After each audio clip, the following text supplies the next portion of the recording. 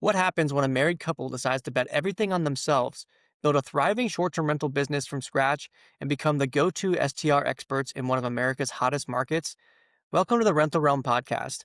I'm Jay Ulrich, and today I'm sitting down with Jeremy Courtney and Blake Carter, the duo behind Cribs Consulting in Austin, Texas. These two started with zero college degrees, worked their way up through property management, and accidentally stumbled into short term rentals during COVID while managing co living houses. Through a simple Facebook group and local meetups, they became known as the STR people in Austin, growing from 5 properties to nearly 100 in less than a year. But rapid growth came with brutal lessons. They faced legal battles, financial pressure, and operational chaos that tested everything: their business, their partnership, and their resolve. Instead of quitting, they rebuilt smarter, scaled back intentionally, and created a turnkey ecosystem that now helps investors find, design, and manage profitable short-term rentals. Today, they're known for something rare in this industry: radical transparency. They give away their hardest-earned lessons for free because they refuse to let others make the same mistakes. This is a good story about partnership, resilience, and what it really takes to build something that lasts. Let's get into it.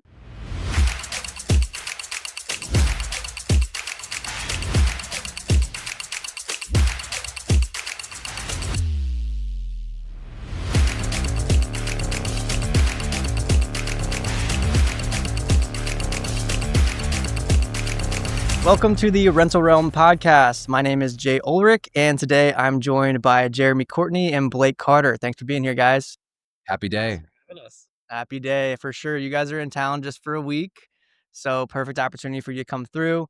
This is the first podcast where we have more than 2 people in the studio, so thank you guys for your flexibility. Yep. Hopefully We're the breaking people barriers. watching like the setup. We got 3 cameras going, small space, but yeah, excited to kind of get into some of the things that you guys are involved in and just learn about your story and all of that. So if you want to, I guess I'll give you guys an intro kind of beforehand, but if you want to just tell the people just who you are and why you're involved in short-term rentals, I guess you can Yeah. both discuss that. Yeah.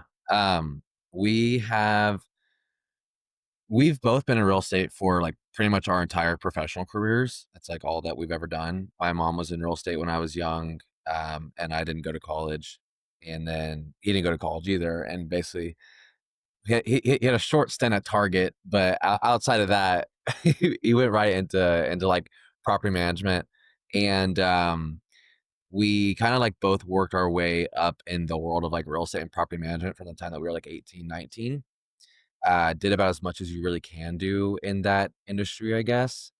And there was like a certain point during COVID. It was like COVID hit. I feel like that's everybody's story now is like COVID hit and then things changed, you know?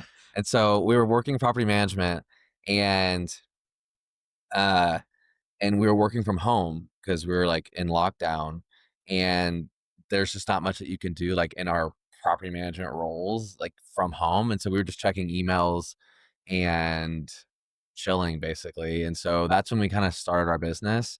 We started investing in real estate a little bit, like bought some cheap land deals and did like a couple small flips basically. And I got my real estate license at that same time. And we had, or I was working for a local property management company, and Jeremy was working in student housing at the time, like managing like a portfolio of student housing communities. Cool. And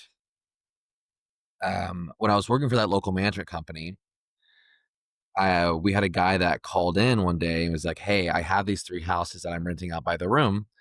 Is that something you guys would manage?" And so what a lot of people don't know is that we actually got started in the world of co-living, not short-term rentals. That was like our first like venture on our own. So this guy calls in, he's like, "I'm renting out these houses by the room. Would you guys manage that?" So I go to the owner of the company that I was working for, and she's like, "Hell no, we are not going to do anything with that. I want nothing to do with that." And she, or not she, the owner of those houses came back to me like 6 weeks later. He's like, "Hey, would you guys just like do this for me on the side? Like help me out?" And like renting out houses by the room is basically just like mini student housing properties. Yeah. If you think about it. Yeah. Yeah, exactly. So he had the experience renting out by the room, and we charged this guy like $500 to rent out to like $5 manage for 3 houses. for 3 houses, and it was like 5 rooms in each, and so it was like a ton of work for super cheap. And anyways, we ended up growing that like pretty fast because at the time in Austin, there was no one else managing co-living houses. And so it was just like, if someone was doing that and they wanted someone to manage it, we would just do it. And so that grew really fast. At the same time that that was growing, we had a client that asked if we managed short-term rentals. He's like, hey, I have this house coming up. I'm going to run it on Airbnb. And again, this is like during COVID, and this is like when STRs were like really starting to come on the Mhm. And rise. at this time, we were like probably 30 to 40 co-living houses Yeah. like deep. Oh, And so damn. we had like a whole co-living company. Yeah. Yeah. And so short-term rentals wasn't even like a thought at this time. Yeah. Yeah. We thought we thought we were gonna like go big in the co-living world. Yeah. And so yeah, he's like, hey, do you guys manage Airbnbs? And we are like, sure, like fuck it, we'll do it. And so we have him on speaker, and I'm literally Googling like how much do Airbnb management companies charge. I had no clue like what to even tell him. So I told him like the lowest percent. I think I told him like 12%, and got that, locked it in. That was our first one, and that grew like steadily. At the same time, we were still running our co-living, so we had like, let's call it 3 to 5 STRs we were managing, but then we had like this big 30 to 40 houses of doing co-living. Mhm. And that was like a whole mess. So yeah, like as that was happening, like we by accident completely were like growing a short-term rental management company while like actively Also doing running co-living? our co-living company. Yeah, And did you we shared like employees with Okay. ourselves. I was gonna say, did you have, like, LLCs set up for these It things, or it you was all just like, there was no like sophistication or like level of Mhm. system or knowledge. It was just like, it was all just kind of conglomerated Yeah, like, together. cool, we're making some money, we like, you this is the discovery of how to scale, I guess, is Exactly. like Well, and Exactly. while all this was happening, he still was like being a realtor, like doing sales. okay. And I still was like managing 6 like massive student housing Yeah. Yeah. my W2. Yeah, exactly. And so what really like took the STR piece, like the management company, to the next level was we started a Facebook group, a Mhm. Austin short-term rental Facebook group, and then we started doing meetups specifically for short-term rentals. And that was just by like whimsy of a friend being like, you should do this. And I literally was like, at first we were like, no, like we're too busy. It What was year like was this? 2020, 2021. Okay, so Yeah, yeah. there wasn't a group yet. No, there Yeah, Guys, wasn't a this group damn. was yet. 20, yeah, it was end of 21. This is, like, right when Austin was kinda popping off too. Exactly. Everyone was moving there. And he's like, you guys need to do this. Like you're the people that should do this. And we literally were like, no, we don't have time. We don't have Yeah, time. We I don't have think time. our first meetup was January of 2022. Yeah. Okay. And so that like blew up more than we expected. Like where now that group has like 10,000 members, and our meetups have like 50 to 100 people there at a time. And like, it's crazy. We've learned how to throw a freaking event, Yeah. let me tell you. And that's how people got to like know about us, was like we became known as like the short-term rental people in Austin. Yeah. And so our management company on the STR side like grew really fast. At the same time, we had this like co-living like ugly stepsister deal that we had to deal with. Yeah. And we eventually decided to sell off the co-living contracts because the STRs were just a way better business for us, and focus solely on that. And we've had a ton of like growth around that. We kind of morphed into this, what we call like a turnkey business for short-term rental investors. So people kind of come to us and we'll help them find, underwrite, and buy the deal on our real estate, like our brokerage side. Then we have the management company. But then we even have like in the middle, we have the ability to help them with like the build out and design. And so people can kind of come to us, and it's more just like a turnkey experience for them. Mhm. And that has been like our bread and butter.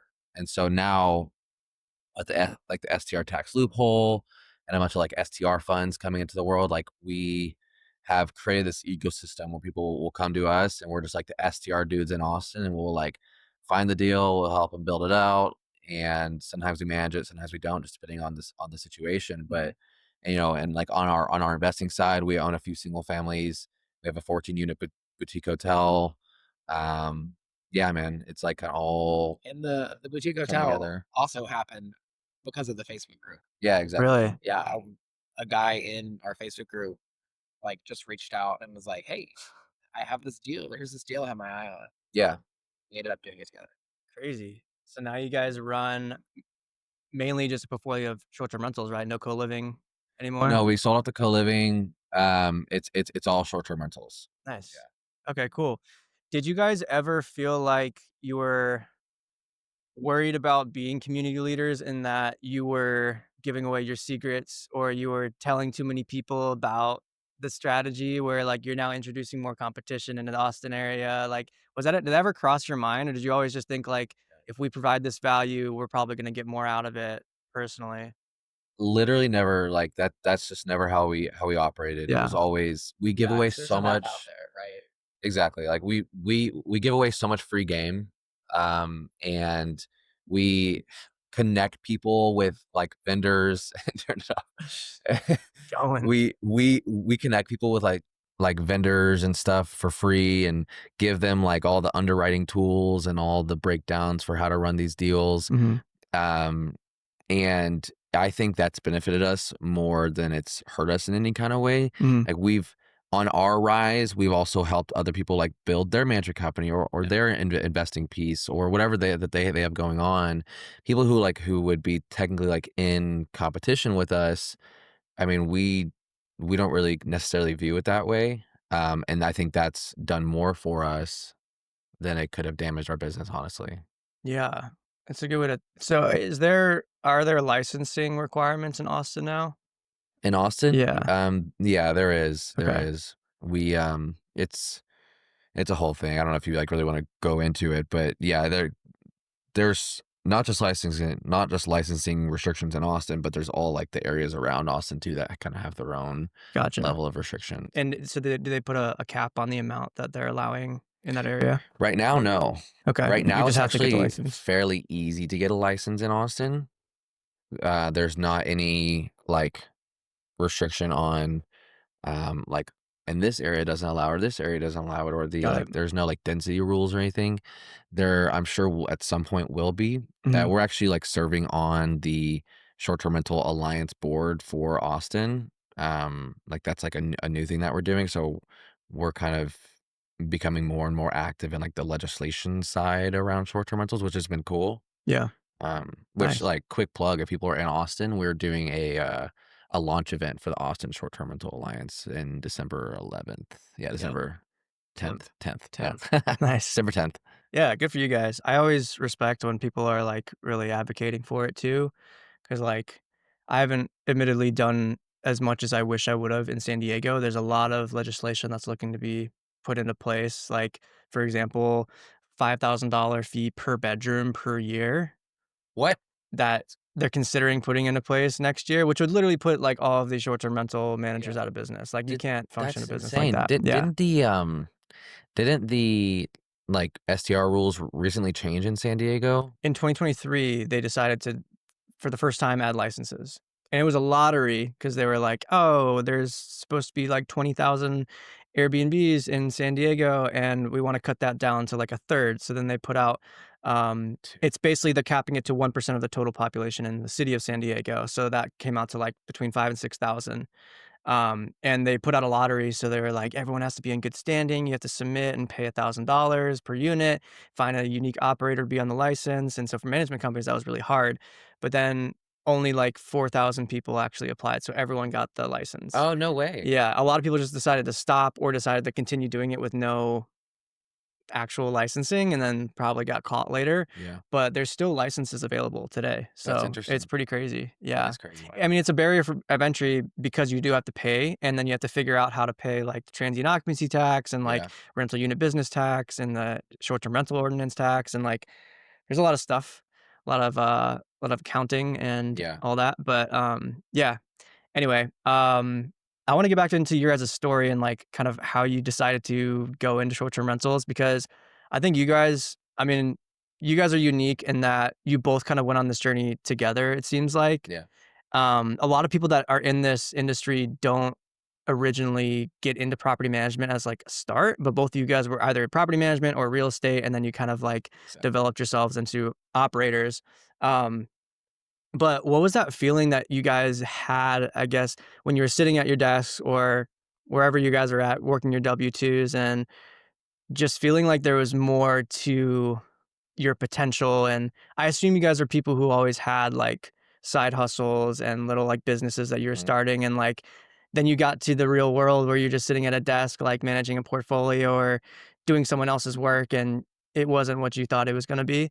So I guess take me back to that time in your lives where you decided to fully Like jump fully in. go And in. yeah, like why for you making that decision of having a secure job on a W-2 to being an entrepreneur, a business owner. Um, how hard was that for you to make? I guess we'll start with that question. Yeah. So he was the one that had to like leave because I was kind of running the show like as like the face of it. He's always been like operations, and I was always like sales and marketing, and like I'm Well, the yeah, like the because chatty one. when we first started, like I would do a lot of like cribs work. Like I would like run cribs from my W-2. Yeah. And Mhm. so I couldn't like be out there on like Instagram and Facebook, like, Mm. look at my business. And Yeah. so I was kind of like the man behind the curtain for a while. Yeah, Um, totally. And well, and like so I was the one that was originally like left my job, but the funny story is I actually didn't leave my job. I was kind of forced into going into full time on cribs because the local property management company I was working for like basically found out that I was doing it and let me go. And I was like, well, fuck it. Like, I guess we're gonna have to just go all in on this. And so I was running it as like the face, and then Jeremy was running everything while he still had his W-2. He probably, I don't know, for like a year after we started cribs, yeah. you were still working. I don't know, like Yeah. Like I don't know what the moment was September to though of May. you probably would know better than I would. I mean, it's like there's a period where like you continue to scale and like you're getting your feet wet to see if it's gonna work because you don't want to Yeah. jump too early. Yeah. And I had that same experience. Like I worked my job when I started my business March of 2021 until December of 2021. So it was basically 9 months, and then I fully quit at the end of that. We had 9 properties in our portfolio, What'd you do and before? I was a civil engineer.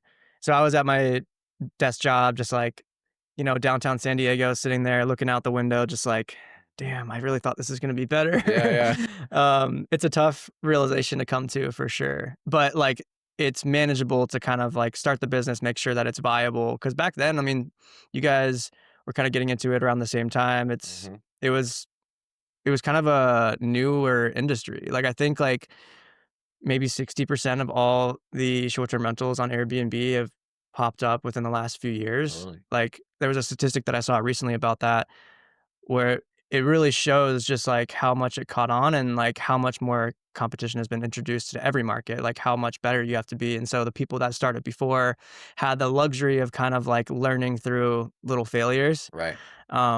And I saw on you guys' Instagram too that you guys went through a major loss of it was like $470,000. Yeah.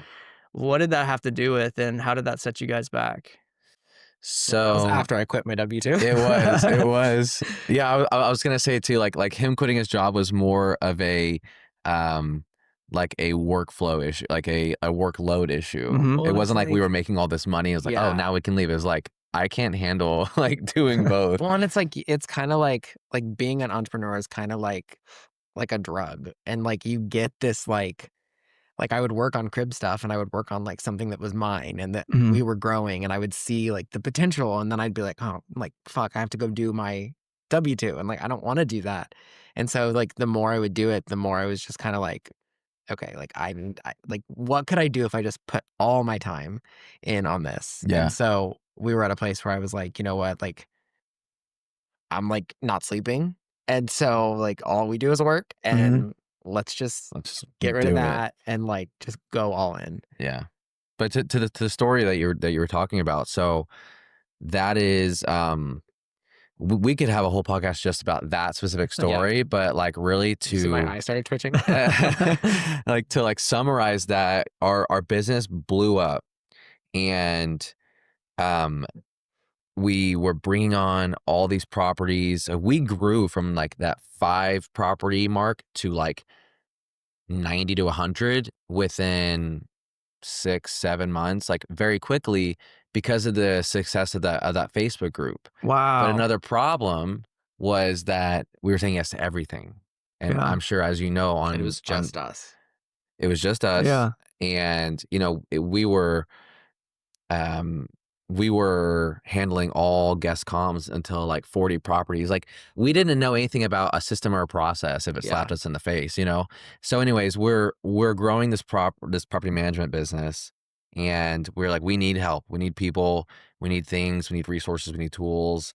And at the same time, we were facing our very first legal battle, basically. So that, which this just cleared up recently.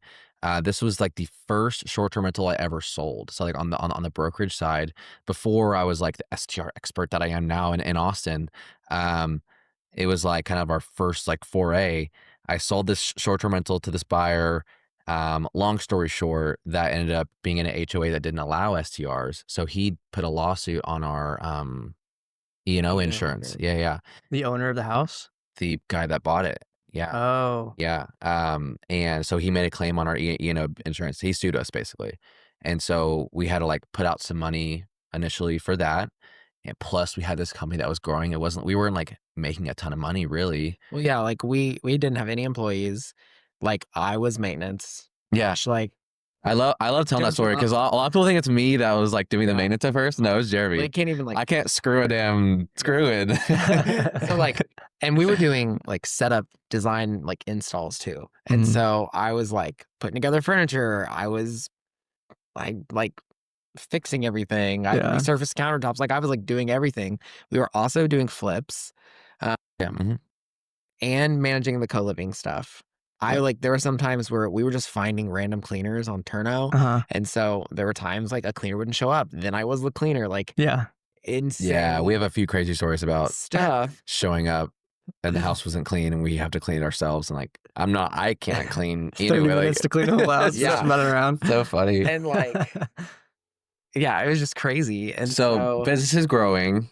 we needed employees. Like, we Yeah. needed help. Mhm. We needed people. And so we have the lawsuit piece. We then have the business growing. So we took out what's called MCA loans. Have you ever heard of that? No. It stands for Merchant Cash Advance. So Okay. it's like a payday loan for your business. Okay. Yeah. Um, Anyone like listening now or watching Market this is then going to has think that we're that. idiots as we Yeah. explain this more. But in the position that we were in our business at the time, we needed it. We thought Sure. we did. We've taken out loans for sure. Yeah. Multiple. And so we take out this MCA, this merchant cash advance, but it's a very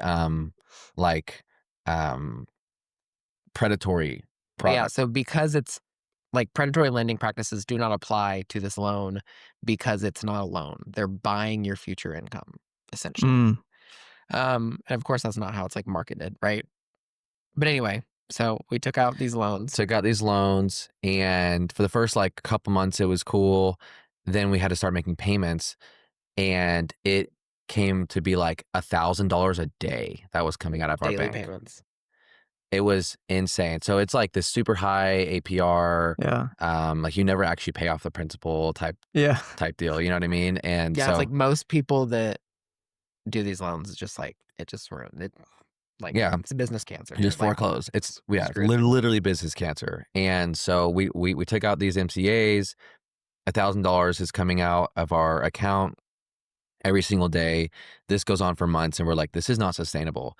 And we're a property management company. Also, mind you, we like took out these loans and we used the money that we borrowed, right? Like, we hired Yeah. employees and we Yeah.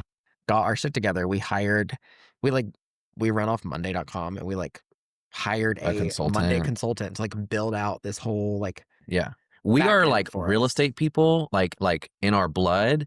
We're not like tech or like systems people. Like, we're not none of that. We're just like, we know like the art of the deal. At least at Mhm. this time, we had no knowledge around like really running a business. Yeah. And so we had to like learn all this. And so these are just So anyway, mistakes.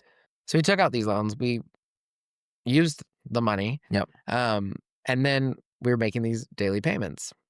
And so I don't know how they know, but when you have one of these loans, people know that you like took one. Hmm. And so then you should start getting calls and emails from other loans trying to give you more money. Hmm. Um, and then I guess once you hit like a certain mark, people start to know that like it's not going to be manageable for you. And so then people start calling you like, hey, we can get you out of this. Like we can help you. Like, Wow. and you'll just get like texts randomly that are like, are the daily payments too hard these days? Like, give me a call. And so, Yeah. and like it was like we were it was just not in a good spot. And so one of these places that was like doing marketing towards us was saying that like they could help us. It was basically like a law firm that like helps negotiate down your payment and get it out of a daily payment. And so we signed on with them. Um, and like they basically make you do a stop payment on all of the like daily payments that's happening. And then they work on your behalf to like negotiate a lower payment to help it become manageable. So that ends up like that was also like kind of a scam, I guess you could say. It was, yeah. We spent some money on that. It just didn't work. Yeah, And like they just didn't negotiate the lower Yeah. payments. And so we were under so much pressure. Like it's hard to explain it unless you've been in that spot, but we were under so much pressure. We were just like looking for things that'll work. And so we ended up doing stop payments on those $1,000 a day that was coming out. And then what happened was they put UCC liens on like all of our shit. And so business bank accounts, his personal bank account. they were like calling my parents, like Oh, showing up wow. at my like grandparents' house, like crazy They're like stuff. pulling your personal info, like Yeah, crazy. I don't know. They put a lien on one of my like credit cards and I couldn't get gas. Like I had my nephew and like I was stuck at a gas station because like I was like broke essentially. He had to use like his Cash App card or something. Yeah. But it's so luckily my name was on the loan. His name was on the loan, and so my stuff didn't get messed up. And Yeah, so I we was the were like, personal guarantee. basically Mhm. like business was like running off of my bank account for like a whole hot minute there, and so they put UCC liens. We couldn't use our banks. Not only did they put UCC liens on our banks, but they put UCC lien on our Airbnb account, which is where it gets really hairy. So when the UCC lien goes on your Airbnb account, bookings are still happening, but You're we're not not getting paid out. Oh, wow.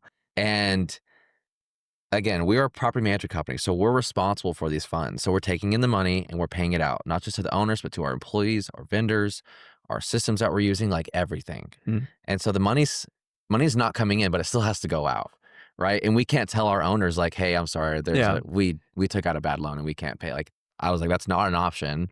So luckily, I was still selling some houses, and so I would pull from like I was cashing out my We had like one 401k good and I was flip. selling houses, made money on a flip. So like we're just like throwing money wherever we can to like pay our owners and like keep everything alive. We never went a month without being able to pay our owners. We We've never missed payroll. never missed Wow. We didn't have to payroll. let go of any of our We employees. figured it the hell out. But like that, it was a short runway. And so we were literally Googling like, how do you file for How do you file bankruptcy? Yeah, Yeah. like we're like, how do you like we don't know what to Yeah, do. we were like done. Yeah. Like we were like, We had over $150,000 being held up in our Airbnb account. And we're just like, dude, this is fucked. Like this, I don't know what to do. And so luckily we had a good relationship with our hard money lender that had lent us money on a couple of flips. And he gave us like a good grace business loan basically and like paid off these like deals. much better terms. Yeah.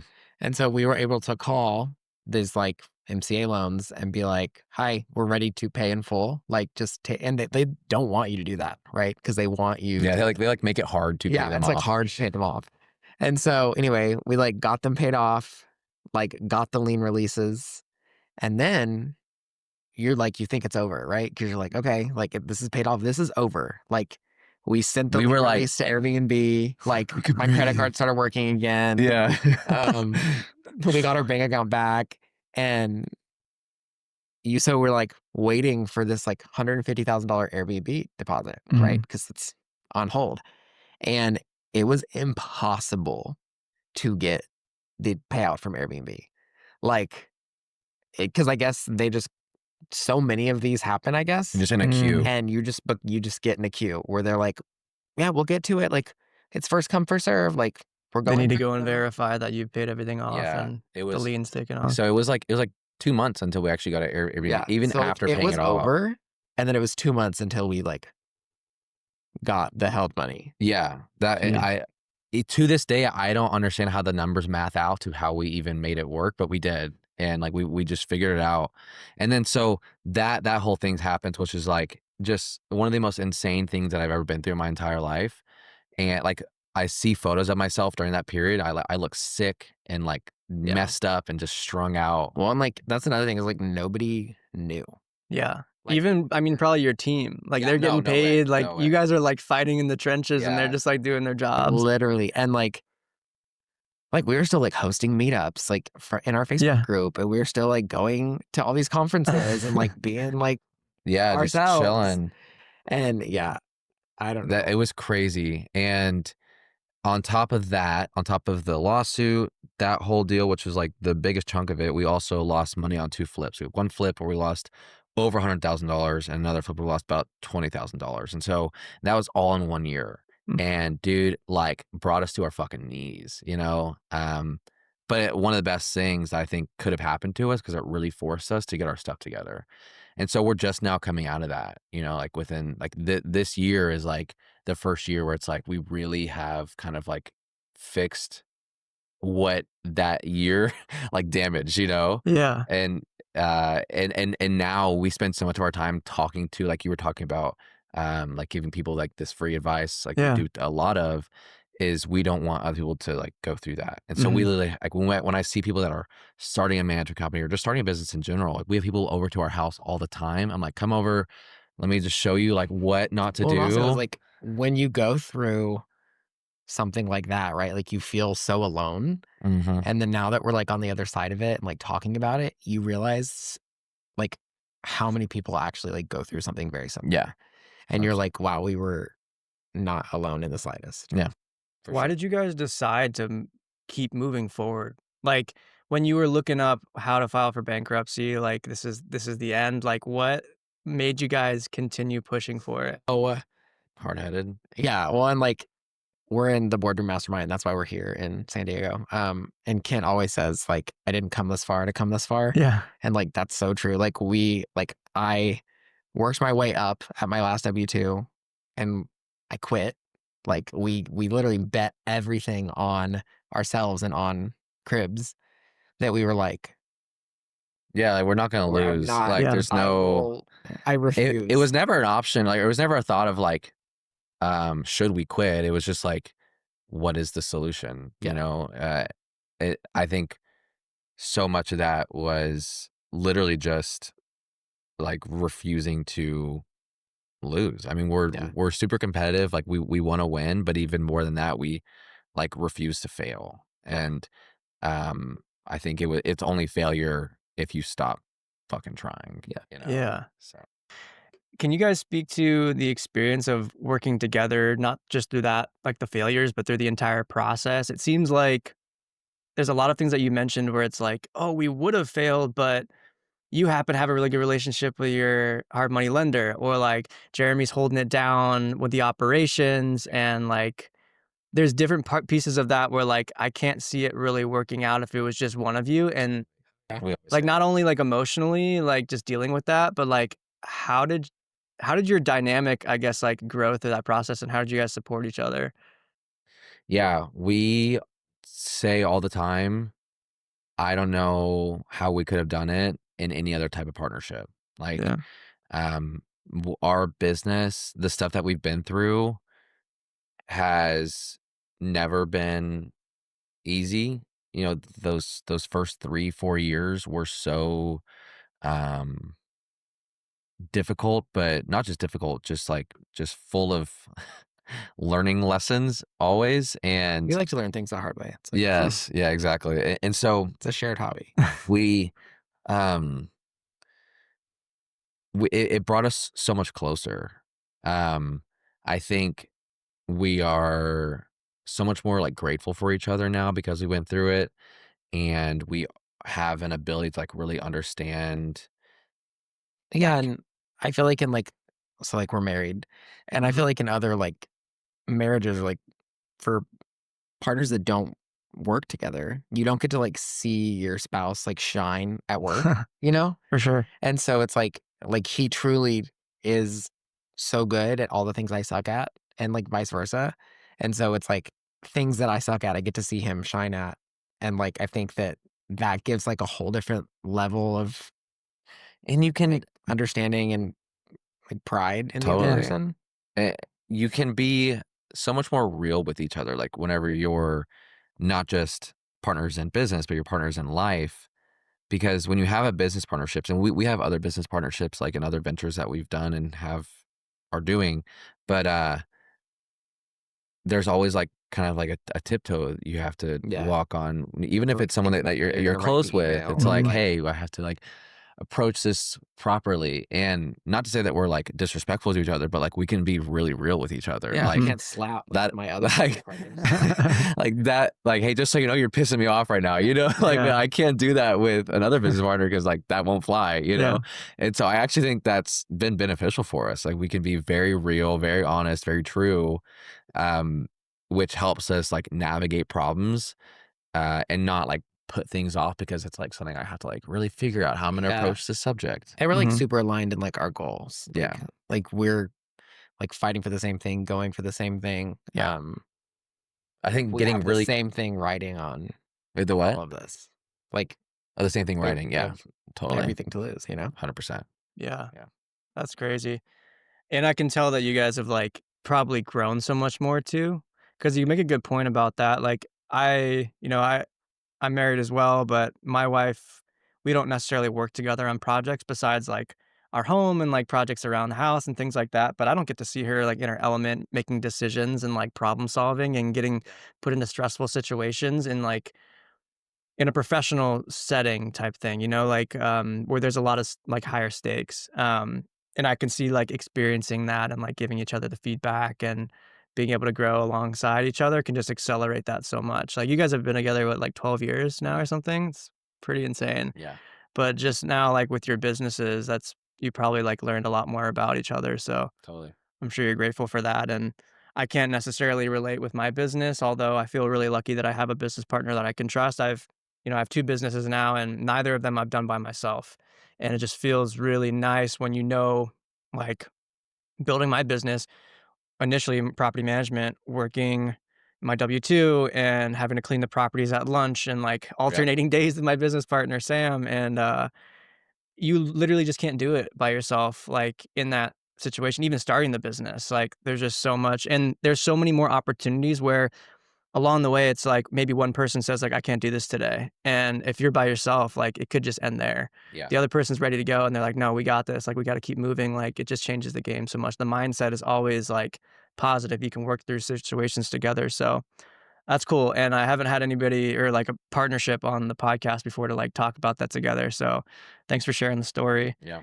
Um, as far as I guess we'll kinda transition into more, like, STR based stuff, so, as far as, like, short-term rentals and kinda like what you're seeing in Austin and, do you get a lot of people that contact you? 'Cause I know you guys are, like, very much present online and, like, I'm sure you're getting a lot of attention, in multiple places, but do you get contacted by a lot of people that are just asking for help, and, like, where do you draw the line of, Yeah. like, how much can we really, like, offer these people? Like, because you guys have, like, a pretty well-rounded level of services that you're providing now, so Yeah.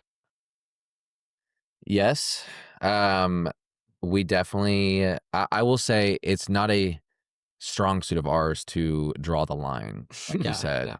Yeah. Um, we get on probably more calls than we should, and we attend more meetings than we should. But I think that's probably benefit us in realms of like our reputation, because that's like, Well, yeah, and like more times than not, like these like free coaching calls we get on and stuff like that, they will either turn into like a client in the future Mhm. Mhm. in one way or another, or they'll turn into like a referral partner. Yeah. Um, Yeah, And so, yeah. it's definitely a give and take. I mean, giving away free information and free resources is also what built our business to be what it is today. Yeah. So I don't necessarily want to stop that, Mhm. but you're 100% right. I mean, we get hit up every single day, people asking for free information. And what we did do though recently this last year was we started like a free school account where we started uploading like free trainings and stuff. So that way, if someone's at the beginning of their journey, I can be like, hey, why don't you just start here, Yeah. our school account. And that's probably like the easiest way to go about that. Cause relationships for us are so important.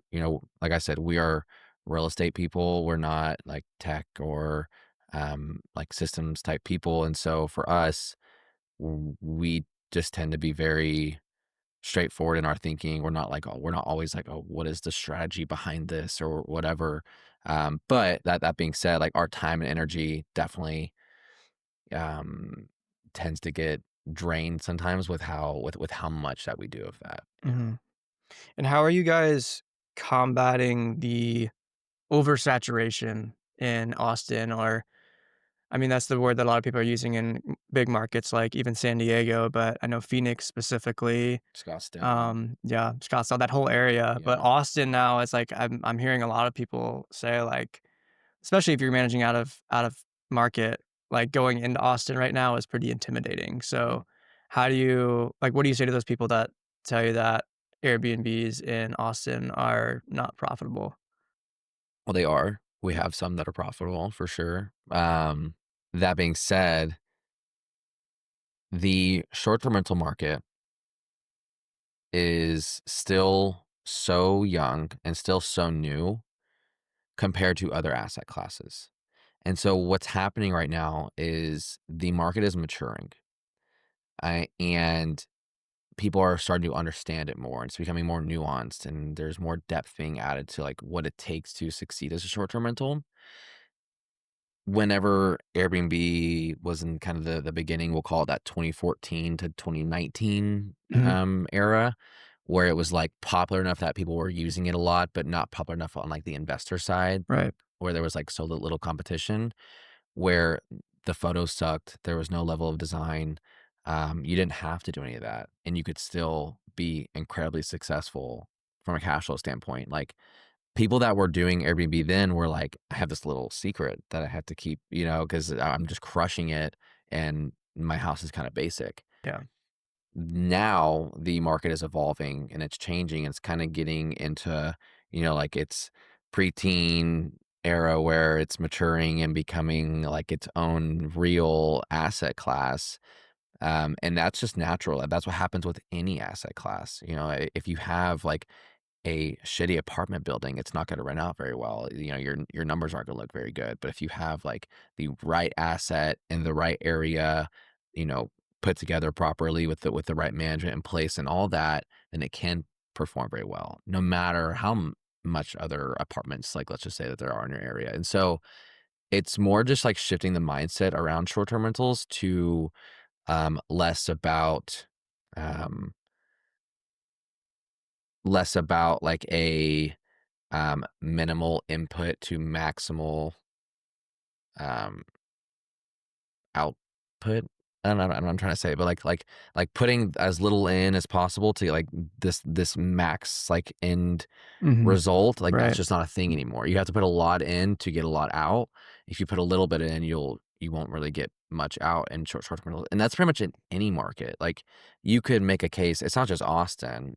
Almost any short term rental market is you could make the case that it's quote unquote saturated. But what does that really mean? I mean, the fact of the matter is that it's just saturated with a bunch of crap. Well, yeah, that's what I And was gonna say, is, like, it's kinda like realtors. Like, everybody and their mom is a realtor. right, Like, totally. and there are some realtors that are extremely successful, and there are some that just, like, sell 1 house a year because they suck. Mhm. And so it's, like, the same thing with short-term rentals. Like, there's so many short-term rentals, and if you, like, set it up right and you do it right, like, it will be successful, and you have to, like, know your market and things like that. But if Yeah. you just, like, put some beds in a house and put it on Airbnb, like, Yeah. no, it's not gonna be successful. Exactly, and there's a lot of bad press around the short-term rental and Airbnb market because people got caught.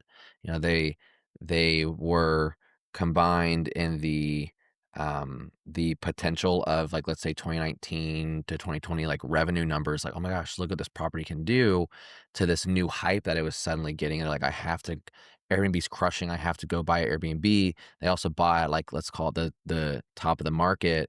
And then all of a sudden, like what their property actually is producing is much less than initially expected. And so it's just about like tailoring our expectations and Mhm. being more strategic, honestly, like in the future, like knowing what type of property you need to buy, how you need to set up and design it, where it needs to be, and all that is so much more important than it used to be. So Yeah.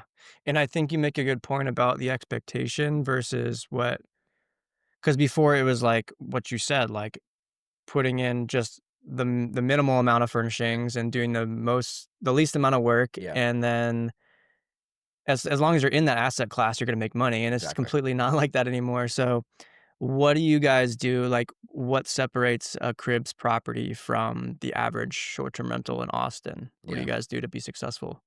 You know, it's not really like a cribs property. There are we have everything ranging from like a cute little condo downtown to a massive 10 bedroom like luxury level house.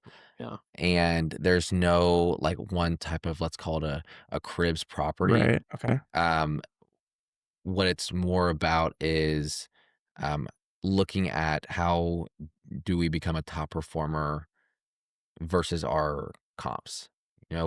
What we do is what we call like a top 5 analysis. So we'll look at the top 5 properties that are closest to our property in distance, and also closest to our property in like the size and call it amount of bedrooms. And then we see what they're doing from a design and amenity standpoint.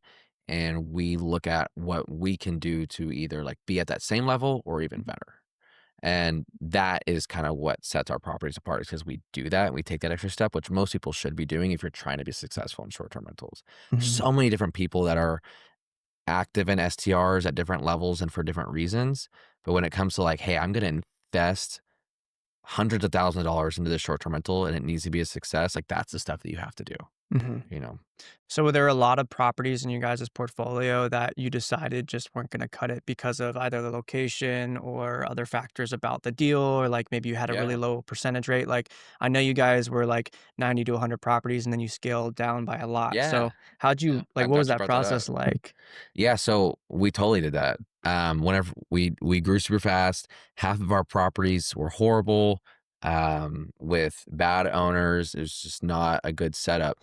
And so at the same time as we're going through this tough financial situation, we're also dealing with the operational mess that we had with crappy properties, crappy owners, crappy systems, all that, and really had to like deep dive and fix all the stuff.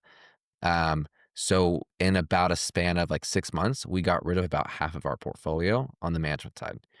And we put in like specific boundaries around the properties that we will and won't work with.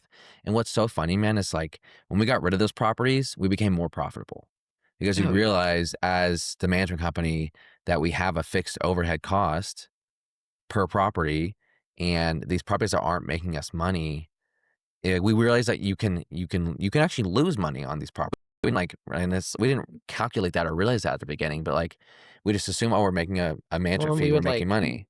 we just said yes to everything, so we would spend like 80% of our time on like these properties that were shit, and like Yeah, we couldn't that time was taken away and we couldn't spend it on like our properties that were paying our bills. right, And totally. so And so, yeah, I mean, it's one cool tip I'll add that we recently started doing is looking at it. We don't have like a whole like system for this, but looking at our properties and our owners on a scaled system. And so let's you say get like a score, exactly. So you give them property a score, score. owner score. And this is like a good tip for like people who are coming into like STR management. Property score 1 to 5. 1 like horrible, 5 being like max best, the my prototypical property. Owner 1 to 5, same, like 1 being like horrible to deal with as the owner, 5 being like never hear from them. They're super nice, they're amazing, all that. and we need to be at least average at a 3 to like really feel good about it, you know? So if it's a 1 property and a 5 owner, meaning that like this property sucks, but the owner like is really chill and like wants to fix stuff and like wants it to do well, then we can work with that. Like there's something to do there. Or like on the other end of the spectrum, it's a amazing, let's call it a 400K producer, like beautiful, like trophy property, but the owner is like a really big pain in the ass. Like they're, you know, like it might be worth considering, you know? And so, um, most of our properties are like now kind of leaning more in that like 4-ish range, you know, where like we feel really happy with the property, we feel really happy with the owner, and that's like where we needed and wanted to be at that time. Yeah. So we had to be really intentional about like cutting away the stuff, and we still do that. I mean, we've gotten so much better about saying no or like letting Yeah, go. like we'll go to like if we start a relationship with a new owner and a new property, and like, you know, in the past, these like little things would happen that were like baby red flags, right? And we'd be like, oh, and then we would just, They'll go through with it. go through with Yeah. it. And now we will like so quickly we will call out an owner and be like, hey, like we don't think that this is a good fit. Yeah. So let us like help you do this yourself. Cause clearly that's like what it seems like you want. Or, Right. Yeah. and then they'll be like, whoa, no, this is not what I want. And you also can salvage the relationship Yeah. that way so much better. We have we recently had a 5 property like right downtown, 5 bedrooms with a pool and a sauna and like downtown view. Like we were so excited about it. You know, it's going to be like a 250K producer. But the owners were like horrible to deal with. They were a 1 for sure. And we let them go. It was like, hey, this isn't going to work. Like, appreciate you guys, appreciate the time. Long story short, we were able to salvage that relationship. We kind of gave them some tips on like how to run it themselves. It's like that's Yeah. what they We like needed.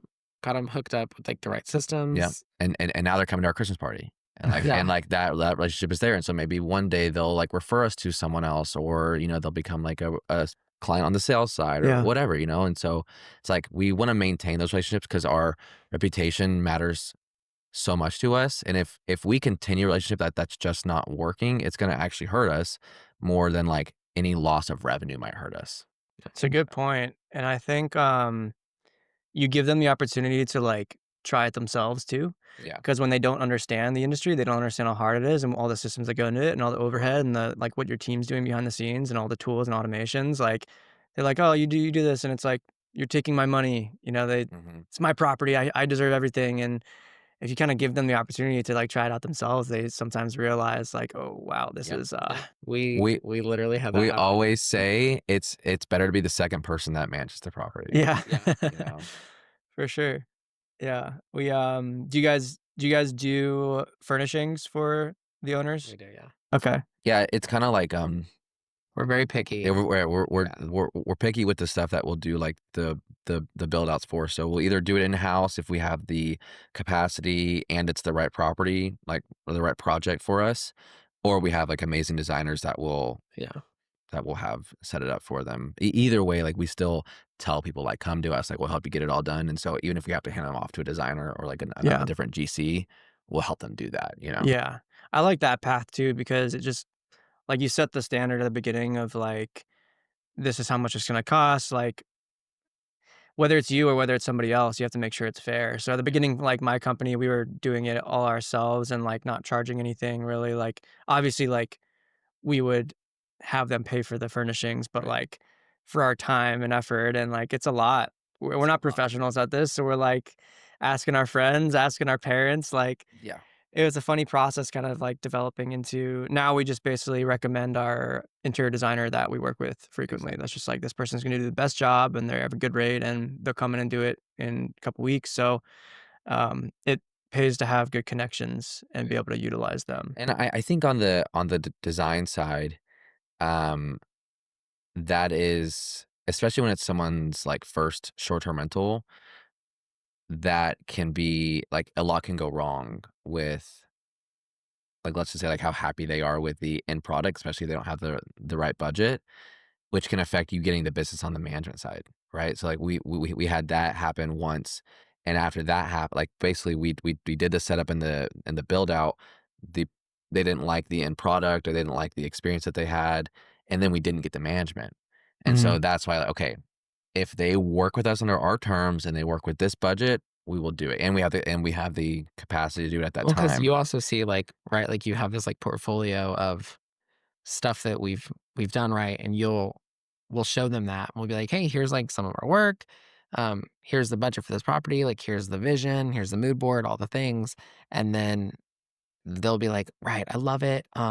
Budget is half that, and then they get their end product, and they're like, well, it doesn't look like what I thought it was gonna look like everything else, and you're like, Right. well, yeah, because this was Yeah. with double that budget. You know what I mean? Like, Yeah.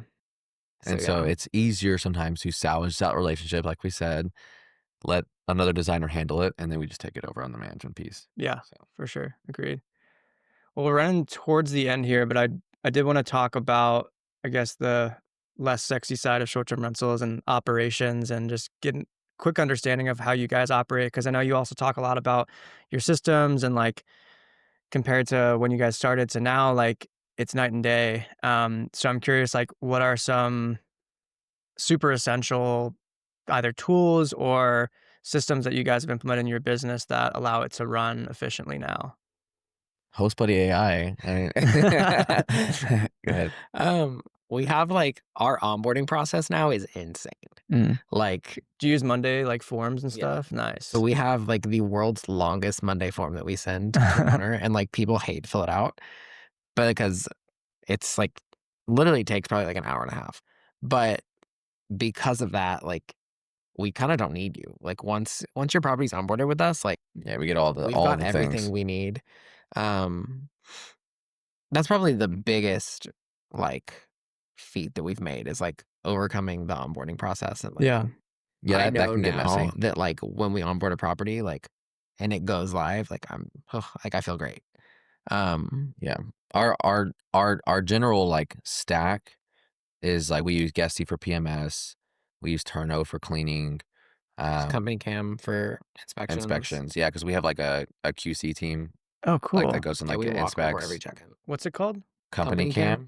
CompanyCam. So Okay, it's like cool. big in like the construction world, but it Mhm. allows you to take photos of the property with like dates and times and all that. How often do you do that?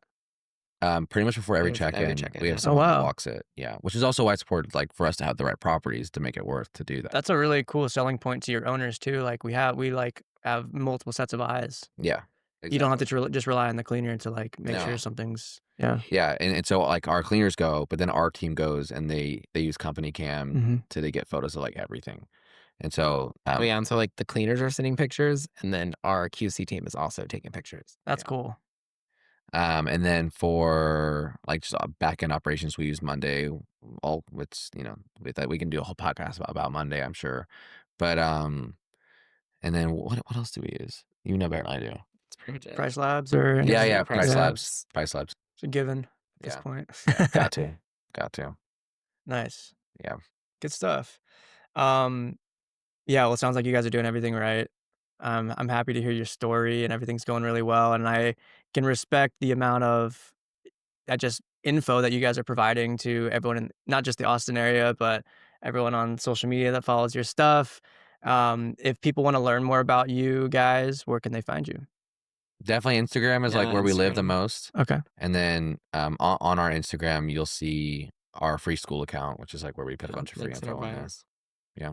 What would be the, I guess, like what type of person would be like a good fit for the school program that you guys provide?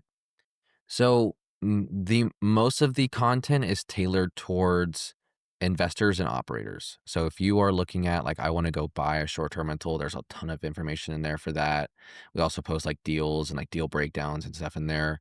And then if you're also like short-term rental like managers, people that are like coming up, or even just like want to just in general like see what other people are doing, we post a lot about because so many of our clients on the brokerage side will go and self-manage because they're needing to get their material participation for the STR loophole. So there's a lot of like management stuff in there too. Cool. So Okay. yeah.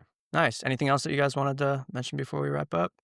No, our IG, mine is Blake.Anthony.Carter. If you just search Blake Anthony Carter, you'll find me. And then Yeah, the Jeremy Courtney. Nice. I'll tag you guys in put everything in the show notes, and we'll have a bunch of recordings and stuff on social media as well. But thank you guys for coming out. It's been Hell yeah. fun. Cool. Yeah. Thanks, dude. Thanks. All right. See you guys next time.